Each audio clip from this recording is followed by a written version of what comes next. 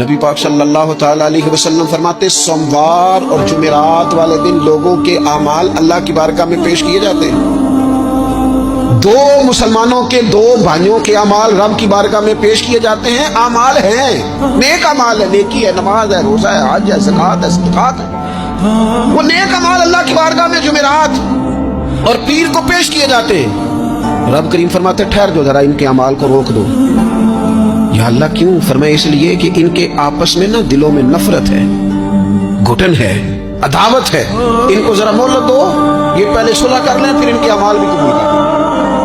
عداوتیں پالی ہوئی ہیں، اپنے دلوں کے اندر گھٹن پیدا کی ہوئی، اختلاف کہاں نہیں ہوتا لیکن نفرتیں پیدا کر لینا کیا جرم کیا بھائی نے؟ کون سا کفر کر بیٹھے ہیں رشتہ دار؟